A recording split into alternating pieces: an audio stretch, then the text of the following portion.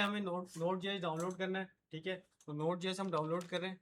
तो note JS आप यहाँ पे नोट जेएस की वेबसाइट पे विजिट करेंगे और यहाँ पे आपको पास लेटेस्ट वर्जन मिला है, वो आपने इंस्टॉल कर लेना, डाउनलोड कर लेना। डाउनलोड होने के बाद हमारे पास कुछ इस तरीके से आ जाएगा आपके पास डाउनलोड्स के फोल्डर के अंदर। तो डाउनलोड्स के फोल्डर के अंदर आप विजिट करें और यहाँ से आपके पास इसको आपने इंस्टॉल करना है। बस कुछ नहीं करना, आप यहाँ पे नेक्स्ट नेक्स्ट करेंगे, आपके पास ये इंस्टॉल हो जाएगा।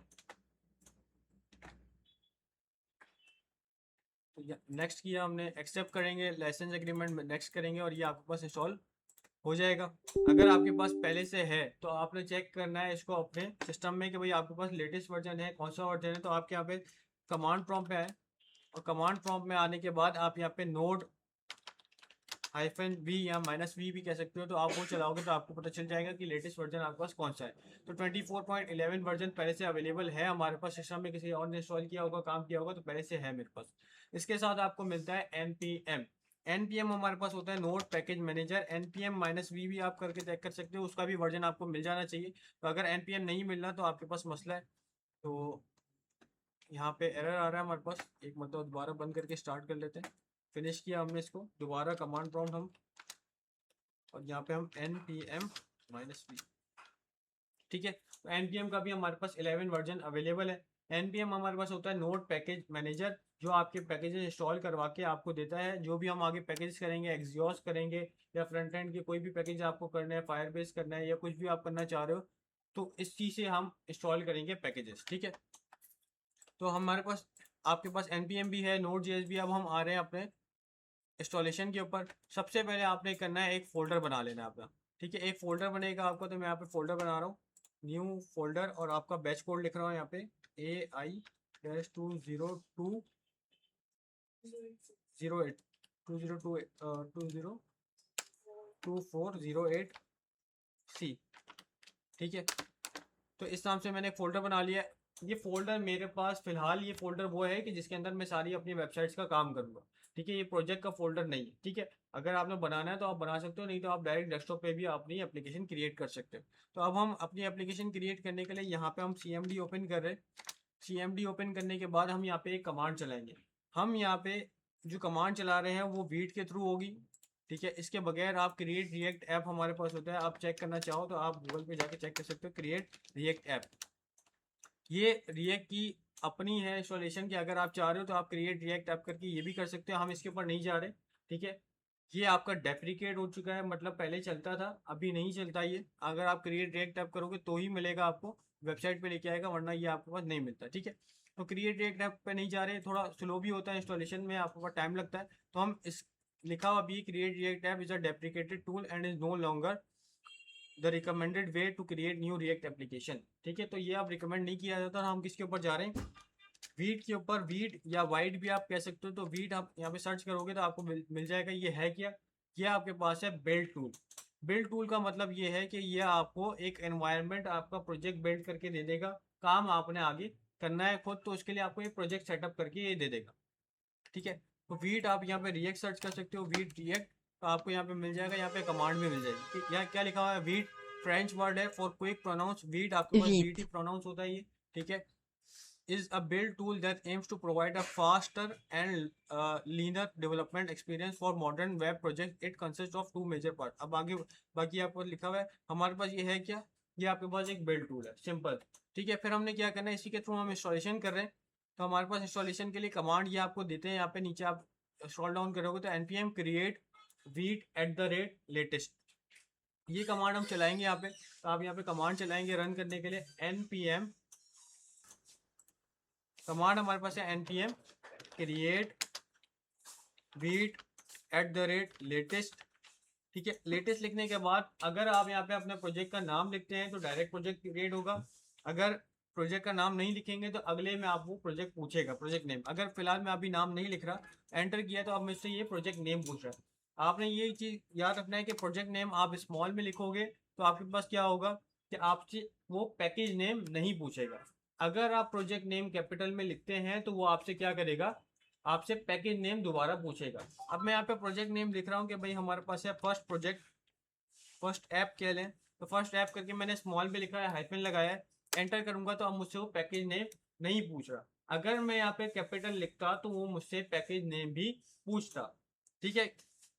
तो वो पैकेज नेम उसको स्मॉल में चाहिए होता है, तो इसकी वजह से आपके पास वो पैकेज नेम दोबारा पूछेगा। दूसरा एक तरीका ये है कि आपके पास अभी तो फिलहाल हमने बगैर डायरेक्ट किया, हमने यहीं से इसी से बनवा रहे हैं अपना फोल्डर और इसी के अंदर हम काम करेंगे। तो यहाँ पे मैंने रिएक्ट कर दिया, और रिएक्ट के बाद जावास्क्रिप्ट है, जावास्क्रिप्ट रिएक्ट कंपाइलर और जावास्क्रिप्ट एसडब्ल्यूसी। रिएक्ट कंपाइलर नया आया है, ठीक है, उसके बारे में हम आगे जाकर डिस्कस कर लेंगे। जावास्क्रिप्ट और जावास्क्रिप्ट एसडब्ल्यूसी पहले था, जावास्क्रिप्ट एसडब्ल्यूसी थोड़ा फास्ट है, तो आप उसके ऊपर भी जा सकते हो, हम उसी को सेलेक्ट कर लेते हैं। फिर ये आपका use roll down wheat experimental है, एक्सपेरिमेंट उन्होंने अपने उसके लिए रखा है, तो आप उसको नो कर दें। और npm आपके पास क्या करें, install with npm and start now. ये कह रहा है कि npm के पैकेजेस इंस्टॉल कर ले खुद ही और स्टार्ट भी कर दे एप्लीकेशन, तो आप इसको यस कर दें, ठीक है। पहले जो हमारे पास वीट होता था उसमें हमारे को पैकेजेस बाद में इंस्टॉल करने पड़ते थे, पहले प्रोजेक्ट क्रिएट कर देते थे, फिर पैकेजेस होते थे।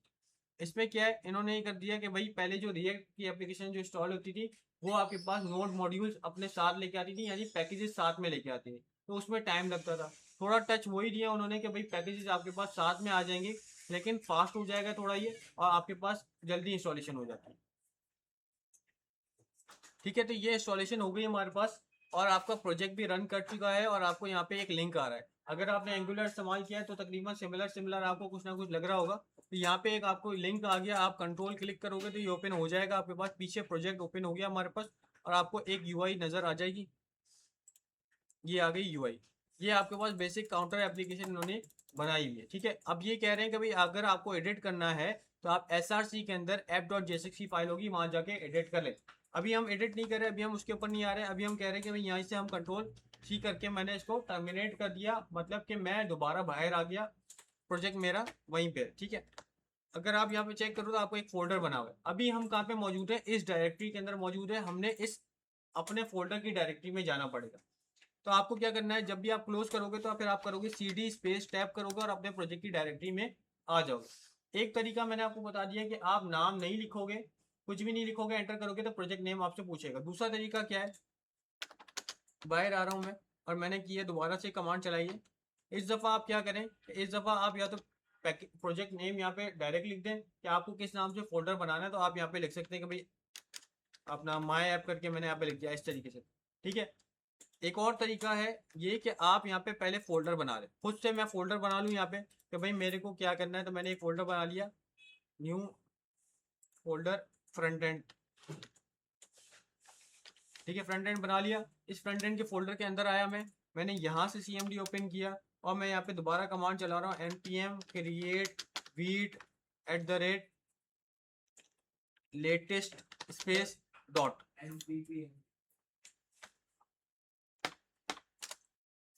स्पेस डॉट का मतलब ये है कि आपने जो फोल्डर बनाया है उसी फोल्डर के अंदर आपकी सारी फाइल्स पैकेजेस फोल्डर सब आपके पास उसी के अंदर रख देगा। तो जब डॉट लगाओगे तो आपके बनाए हुए फोल्डर के अंदर वो काम करेगा, अपना फोल्डर नहीं बनाएगा, ठीक है। आपसे पूछेगा भी नहीं पैकेज नेम, अगर तो आपका फोल्डर का नाम कैपिटल में रखा होगा तो पैकेज नेम पूछा जाएगा, वरना वो आपसे नहीं पूछेगा, ना पैकेज नेम पूछेगा, डायरेक्ट वो आपको फ्रेमवर्क सिलेक्शन पे ले आएगा, ठीक है। तो अभी मैं इसको एंटर नहीं कर रहा, आप समझ गए होंगे, मेरी बात करके भी दिखा देता हूँ कि भाई एंटर किया तो ये आपसे डायरेक्ट फ्रेमवर्क सिलेक्शन पे आ गया, ठीक है। तो ये भी इसी तरीके से काम करेगा, प्रोजेक्ट पूछेगा आपसे और उसके बाद आपका प्रोजेक्ट सेटअप कर देगा, ठीक है। तो हम आ गए अपनी फर्स्ट स्टेप के अंदर, हम यहाँ से cmd को ओपन कर सकते हैं, या तो यहाँ से हम डायरेक्ट चेंज कर सकते हैं चेंज डायरेक्टरी। तो मैं अपने फोल्डर में हूँ, चेंज डायरेक्टरी किया और मैं अपने फोल्डर के अंदर प्रोजेक्ट के फोल्डर में आ गया। अब हम इसको VS कोड में ओपन करें, तो मैंने लिखा कोड स्पेस डॉट, एंटर किया मैंने यहाँ पे, तो मेरे पास ये प्रोजेक्ट यहाँ पे ओपन हो गया है VS कोड के अंदर। अब थोड़ा फोल्डर स्ट्रक्चर की बात कर लेते हैं कि भाई क्या क्या है हमारे पास यहाँ पे। सबसे पहले यहाँ पे वीट.config.js की फाइल है, ये वीट की अपनी फाइल है, वीट जो हम बिल्ड टूल इस्तेमाल कर रहे हैं, तो बिल्ड टूल की अपनी फाइल है। यहाँ पे डिफाइन हुआ हुआ है भाई आप कौन सा फ्रेमवर्क इस्तेमाल कर रहे हैं, आपको नजर आ रहा है यहाँ पे रिएक्ट लिखा हुआ है, तो रिएक्ट फ्रेमवर्क इस्तेमाल करें। अभी तक जो भी मैं बता रहा हूँ, अभी तक आपने कुछ काम नहीं करना, प्रोजेक्ट क्रिएट करने के बाद कुछ किसी भी फाइल में अभी कुछ छेड़ना नहीं है, आप जब काम करना है तब मैं आपको बता दूंगा भाई यहाँ पे काम किया जाएगा। फिर रीडमी की फाइल है, ये सिर्फ समझने के लिए आपको पता होना चाहिए भाई कौन सी फाइल का क्या काम है, यहाँ पे रखी हुई है, अगर एक्स्ट्रा है तो आप डिलीट भी कर दो तो कोई मसला नहीं है, होनी चाहिए कौन सी जरूरी फाइल मैं आपको बता देता हूँ कौन कौन सी। रीडमी की फाइल आपके उसके लिए वही प्रोजेक्ट सेटअप चलता कैसे है उसके लिए। पैकेट डॉट जेसन ये आपके पास मेन फाइल है, जरूरी फाइल है, आपके पास डिलीट नहीं होनी चाहिए। अगर ये डिलीट हो गई आपके पास तो आपके पास प्रोजेक्ट रन करते वक्त आपको मसला आएगा, प्रोजेक्ट नहीं रन करेगा, मसले करेगा आपके पास, आपको दोबारा से प्रोजेक्ट फाइल क्रिएट करनी पड़ेगी। हो सकता है क्रिएट करने के बाद भी आपके पास प्रोजेक्ट सही से काम ना करे, एरर्स आ जाएंगे आपके पास, मतलब कि ये फाइल आपके पास मेन फाइल है, ये डिलीट हो गई तो काम खत्म आपका। ठीक है, तो यहाँ पे लिखा हुआ है भाई आपके पास एप्लीकेशन फर्स्ट ऐप हमारे पास नाम लिखा हुआ है, प्राइवेट है, वर्जन है, ये सब चीज़ें लिखी हुई है, मॉड्यूल टाइप मॉड्यूल इस्तेमाल किया जा रहा है। अच्छा, टाइप मॉड्यूल होता है एक, और एक टाइप कॉमन कॉमन जेएस होता है। तो कॉमन जेएस और मॉड्यूल में ये फर्क होता है कि कॉमन जेएस पुरानी वाली जावास्क्रिप्ट और मॉड्यूल नई वाली जावास्क्रिप्ट। अभी हम मॉड्यूल पे काम करें, आगे जाके जब हम एक्सप्रेस के ऊपर काम कर रहे होंगे तो हम वहाँ पे कॉमन जेएस के ऊपर काम कर रहे होंगे। फिर यहाँ पे स्क्रिप्ट लिखा हुआ है। अच्छा, ये एप्लीकेशन रन कैसे करेगी? अभी तो रन करके मिल गई थी आपको, डायरेक्ट आपने चलाया और रन करके मिल गई। हम जब क्लोज कर दिया, अब मैं दोबारा रन करना चाह रहा हूँ तो कैसे करेगी? आपको ये स्क्रिप्ट बताएंगी। स्क्रिप्ट के अंदर आप आएंगे, अगर यहाँ पे डेव लिखा हुआ है तो ये npm रन डेव से चलेगी, अगर तो स्टार्ट लिखा हुआ है तो ये npm स्टार्ट से चलेगी। दो स्क्रिप्ट होती है, इससे ज्यादा नहीं होती। बाकी तो आपके पास बिल्ट है कि भाई बिल्ट जब बनाएंगे आपके पास कि भाई आपकी वेबसाइट जब बन गई, डिप्लॉय करनी है तो बिल्ड बनाई जाती है, उसके लिए अलग कमांड होती है, तो वो अलग अलग लिखी हुई है। फिलहाल ये है कि आपके पास npm रन डेव से आपके पास ही चलेगी। अगर आप कोई पुराना प्रोजेक्ट उठाते हैं गिटहब से तो हो सकता है वो आपके पास रन डेव से ना चले, तो किससे चलेगा? आप स्क्रिप्ट के अंदर आओगे, अगर स्टार्ट लिखा हुआ है तो स्टार्ट से चल जाएगा। ठीक है, दो ही होते हैं, इससे अलावा नहीं होते। फिर डिपेंडेंसीज है यहाँ पे कि भाई कौन कौन से पैकेजेस आप यहाँ पे इस्तेमाल कर रहे हैं। यहाँ पे लिखा है रिएक्ट और रिएक्ट डॉम, दो हम इस्तेमाल कर रहे हैं, रिएक्ट और रिएक्ट डॉम। आगे जब आप इंस्टॉलेशन करोगे तो वो यहाँ पे ऐड होते जाएंगे, आप चेक भी कर सकते हो आके भाई ऐड हुआ या नहीं हुआ। अगर आप इंपोर्ट कर रहे हो नहीं हो रहा है इंपोर्ट, तो चेक कर लो भाई ऐड हो गया या नहीं हो गया। अगर यहाँ पे है तो मतलब ऐड हो चुका है। फिर बाकी डेवलपर डिपेंडेंसीज आपके पास।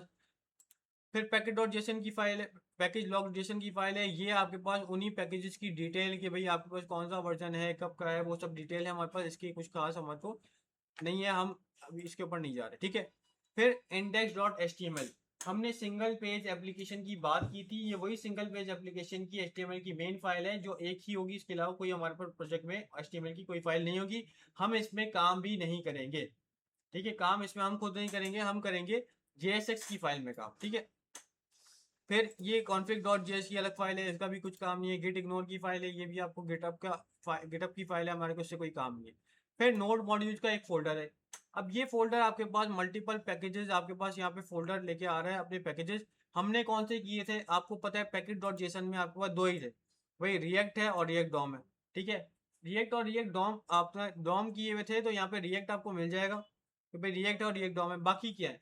बाकी है डिपेंडेंट आपके पास, यानी कि आप समझ लें कि मैं हूं और मैंने काम करवाना है। ठीक है, घर बनवा रहा हूं मैं, तो मैंने आपको ठेका दे दिया कि भाई आप मेरे लिए घर बना के दोगे। ठीक है, आपका काम है घर बनाना, मैंने आपको पैसे दे दिए, कैसा बनाना है वो बता दिया। आपको काम खुद नहीं आता। ठीक है, आप अपने साथ 4-5 मजदूर लेके आ रहे हैं, और मेरा उन मजदूरों से कोई ताल्लुक नहीं है, मेरा आपसे लेना देना है। इसी तरीके से यहाँ पे भी मेरा रिएक्ट और रिएक्ट डॉम से ताल्लुक है, बाकियों से मेरा कोई लेना देना नहीं है। क्योंकि आपको काम नहीं आता, आप उनसे काम करवाओगे तो आप हो उनके ऊपर डिपेंडेंट, तो वो आप उनको अपने साथ लेके आओगे। तो ये भी आपके पास रिएक्ट और रिएक्ट डॉम यही कर रहा है कि अपने साथ बाकी और डिपेंडेंट पैकेजेस जिनके ऊपर वो डिपेंडेंट है वो अपने साथ लेके आ रहा है। ठीक है, मेरा उनसे कोई ताल्लुक नहीं है, वो नहीं होंगे तो ये काम नहीं करेगा। इसी तरीके से तो यही चीज़ है हमारे पास कि भाई अगर ये डिलीट हो जाते हैं, यहाँ से अगर नोड मॉड्यूल डिलीट हो जाता है, हम जब गिटहब पे पुश करेंगे तो नोड मॉड्यूल का फोल्डर आपको नहीं मिलेगा, हमें दोबारा इंस्टॉल करना पड़ेगा। तो मैं डिलीट करके भी बताता हूँ कि भाई ये डिलीट कर दिया मैंने फोल्डर। ठीक है, नोड मॉड्यूल, ठीक है, कंटिन्यू किया मैंने और ये नोड मॉड्यूल का फोल्डर डिलीट हो जाएगा। अब भाई ये डिलीट हो गया या गिटअप से आप उठा रहे हो तो आपने क्या करना है, दोबारा से ये नोड मॉड्यूल का फोल्डर चाहिए होगा। ये कैसे मिलेगा? ये पैकेट डॉट जेसन की फाइल से खुद ही पता कर लेगा कि भाई कौन कौन से पैकेजेस थे पहले, वो वाले पैकेजेस उन वर्जन के साथ उठा के ले आएगा। तो आपने क्या करना है, फिर टर्मिनल में आना है दोबारा, और टर्मिनल में आने के बाद अब आपने यहाँ पे एक कमांड चलानी है npm i, यानी npm install। तो आप मेरे ख्याल से चला चुके होंगे एंगुलर में भी, npm स्पेस आई चलाओगे आप तो ये आपके पास चला देगा। अच्छा, ये आपके पास एक एरर आता है, ये हमारे पास जो है पावर शेल का एरर है, हो सकता ये बाईपास पॉलिसी का एरर है। आप क्या करें, इसको कॉपी करें और कॉपी करने के बाद आप किसी भी एआई टूल को दे दें या गूगल पे डायरेक्ट भी सर्च करेंगे तो आपको वो एक कमांड दे देगा, वो कमांड आप चला लेंगे तो आपका ये एरर खत्म हो जाएगा। रिमोट साइन इन की आपके पास कमांड होती है। अच्छा, ये गेट एग्जीक्यूटिव पॉलिसी आपको लिस्ट बता देगा, हमने ये नहीं चलानी, हम सेट करवा रहे हैं, डायरेक्ट आप ये कमांड चला लें सेट वाली। ठीक है, आपने क्या करना है, विंडो एक्स करें, विंडो पावरशेल एडमिन में जाएं, यहाँ पे टर्मिनल एडमिन खोल लें और यहाँ पे आप ये कमांड चला रहे हैं। ये हमारे पार्ट नहीं है, लेकिन ये कि एरर आपको आएगा तो मैं बता रहा हूँ। तो भाई आपने यहाँ पे इसको पेस्ट किया, एंटर किया, ठीक है, ठीक है, तो ये सेट हो जाएगा। अब दोबारा एक मरतबा चला के देख लें कि अब दोबारा आपको एरर आ रहा है या नहीं आ रहा। तो टर्मिनल मैंने दोबारा बंद किया, दोबारा ओपन किया और अब मैं दोबारा यहाँ पे कमांड चला रहा हूँ, npm चलाया मैंने दोबारा, तो अब ये चल जाएगा। ठीक है, तो ये आपका एरर खत्म हो गया, पैकेज दोबारा इंस्टॉल हो गए मेरे पास। ठीक है, तो फोल्डर अभी मेरे ख्याल से टाइम ले रहा है सिस्टम की वजह से, इसलिए डिलीट भी नजर नहीं आएगा, डिलीट होते हुए डिलीट हो जाएगा, मतलब नहीं है आपके पास अगर ये फोल्डर, तो npm आपने चला देना। ठीक है, फिर क्या है हमारे पास भाई, एक पब्लिक का फोल्डर है। पब्लिक का फोल्डर किस काम के लिए भाई, अगर आपने कोई स्टैटिक फाइल रखनी है, इमेजेस रखनी है, वीडियो रखनी है, कोई पीडीएफ फाइल रखनी है जिसके अंदर चेंजेस नहीं करवानी है आपने, तो वो आप यहाँ पे लाके रख देंगे। जैसे यहाँ पे beat.svg का एक लोगो रखा हुआ है, ये वही लोगो है जो फ्रंट एंड आपके वेबसाइट पे नजर आ रहा था। फिर हमने चला लिया अपनी वेबसाइट के भाई npm रन और डेव हमने चला दिया और आपके पास प्रोजेक्ट रन कर गया 5173 पे, तो हमने यहाँ पे आके प्रोजेक्ट डिस्प्ले कर दिया। अब यहाँ पे लिखा हुआ है, आपको पता है भाई एडिट करना है तो एसआरसी के फोल्डर में app.jsx में करना है। यानी अब जो भी आप काम करना चाह रहे हैं, ठीक है, डायनामिक काम, वो आप एसआरसी के फोल्डर के अंदर करेंगे। आपका जो लेना देना है वो इस एसआरसी के फोल्डर से है और आपका पब्लिक के फोल्डर से। ठीक है, अच्छा भाई आ जाते हैं, क्या बोला गया भाई, app.jsx में जाके चेंज कर लें। आप आएंगे app.jsx में और app.jsx में आप देख लें यहाँ पे एक सिंपल सा कोड हुआ हुआ है, अभी फिलहाल आपके पास काउंटर एप्लीकेशन का एक कोड हुआ हुआ है। तो ये हमारे पास हमारी वेबसाइट है। ठीक है, वेबसाइट का काम यहाँ पे हो रहा है, ये आपको दिख रहा है कि भाई यहाँ पे रिटर्न हो रहा है और रिटर्न के बाद एक खाली टैग है, ये खाली टैग क्लोज भी हो रहा है। हमने क्या करना है, इसी खाली टैग के अंदर आपने सारा काम करना है। आप इस कोड को हटा दें और यहाँ पे बस आपने एक बेसिक सा लैंडिंग पेज बनाना है। इसकी CSS कहाँ होगी, इसकी CSS के लिए app.css आपको दी गई है यहाँ पे, आप यहाँ पे CSS हटा दें। यहाँ पे इसकी पुरानी एक और CSS फाइल है index.css, ये main.jsx के लिए है। ठीक है, हमारे पास यहाँ पे main.jsx में ये लिंक हुई है। हमने क्या करना है, index.css से भी यहाँ से CSS हटा देंगे। हम जो अपनी ग्लोबल CSS करेंगे वो वहाँ पे index.css में करेंगे भाई, फॉन्ट फैमिली फॉन्ट साइज कौन सा होना चाहिए। दूसरी चीज, आपकी जो फाइल के अंदर आपने जो कोड करना है वो आप क्या करेंगे, app.css के अंदर। ठीक है, अच्छा भाई ये main.js का क्या काम है, HTML की फाइल से कैसे लिंक हो रहा था। हम दोबारा HTML की फाइल पे आते हैं। आपको नजर आ रहा है भाई यहाँ पे div एक रूट कंटेनर बना हुआ है रूट आईडी के नाम से, हमने उसको, वो आपको दिख रहा है यहाँ पे नीचे क्या हो रहा है, स्क्रिप्ट हुआ हुआ है। ये फाइल कौन सी है, main.jsx की फाइल है, यानी कि HTML की फाइल main.jsx की फाइल के साथ लिंक हुई हुई है। तो हमने यहाँ पे चले गए main.jsx में, आप आए यहाँ पे, आपको यहाँ पे क्रिएट रूट करके मिल रहा है। ये आपसे दो चीजें मांग रहा है, एक कहाँ दिखाना है और क्या दिखाना है। कहाँ दिखाना है मैं हमने बता दिया भाई, document dot gate element by ID, और रूट कंटेनर है, ये वही रूट कंटेनर है जो HTML की फाइल में बना हुआ है। सही है, फिर डॉट रेंडर मेथड है, इसमें बता रहे हैं क्या दिखाना है, तो हमने बता दिया भाई ये दिखाना है। इसमें ये ऐप आपके पास एक कंपोनेंट है, हम आगे जाएंगे डिस्कस करेंगे। ये वही ऐप है, अगर आप इसके ऊपर कंट्रोल क्लिक करें तो आपको उसी फाइल में ले आए जहाँ से अभी हमने कोड हटाया था। हम क्या करेंगे, यहाँ पे अपना कोड करेंगे, डायरेक्ट ऑटोमेटिकली वहाँ चला जाएगा। इस तरह मैंने लिखा H1 और यहाँ पे लिखा हेलो, तो हेलो मुझे डिस्प्ले होगा कहाँ पे, मेरी वेबसाइट के अंदर। यहाँ पे आ गया हेलो। मैं डिज़ाइन करना चाह रहा हूँ, इसको CSS करना चाह रहा हूँ, तो CSS के लिए आप आएंगे app.css में और यहाँ पे मैंने H1 करा और बैकग्राउंड कलर ग्रीन। ठीक है, तो मेरे पास ग्रीन कलर आ गया।